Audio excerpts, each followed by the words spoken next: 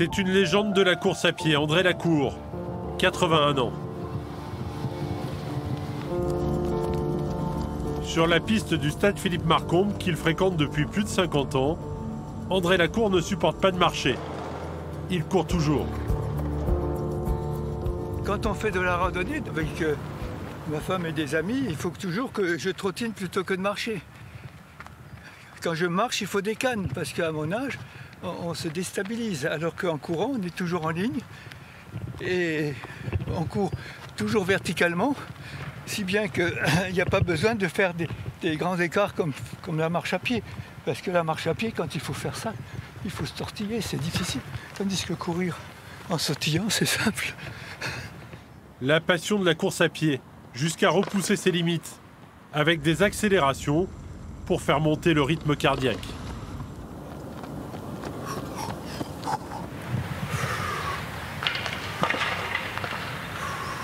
C'est là que le cœur se muscle, mais il faut qu'il se muscle pendant 10 à 15% du temps de travail. Quand vous courez, il faut 80-85% doit être à pulsation cardiaque en dessous de 110, 120. Et puis de temps en temps, vous montez à 180, 170. Des trophées discrètement rangés au fond de l'armoire. Il y a quelques coupes là alors. Il y a quelques coupes, hein, c'est marqué dessus. André a multiplié les participations aux compétitions de course de fond. Combien de marathons au total Oh, à peu près une centaine, 110. C'est-à-dire depuis 50 ans, deux par an, 2 à 3 par an, pas plus. Hein. Oui, quand on travaille, on ne peut pas se permettre de courir tout le temps. Hein. Docteur en physique nucléaire, il a toujours privilégié sa carrière professionnelle. À l'époque, c'était très mal vu de faire du marathon et d'être un intellectuel. De faire des études supérieures, c'était mal vu. Hein. Normalement, c'était fait pour ceux qui travaillent la terre et puis les ouvriers. Hein. Un record à 2h18 au marathon. André Lacour a même battu Mimoun. Mais il reste à jamais un regret n'avoir jamais participé aux Jeux Olympiques. On vous reprochait de trop réfléchir alors? Non, on reprochait de réfléchir et puis de faire réfléchir les athlètes. Parce qu'à l'époque, vous savez, c'est comme partout. Hein. Vous obéissez, vous faites des 100 mètres, mais il ne faut surtout pas essayer de comprendre ce que vous faisiez.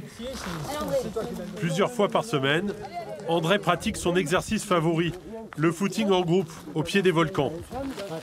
Une séance d'1h30 à 2h, à son rythme, en parlant, en discutant, parfois même en se disputant.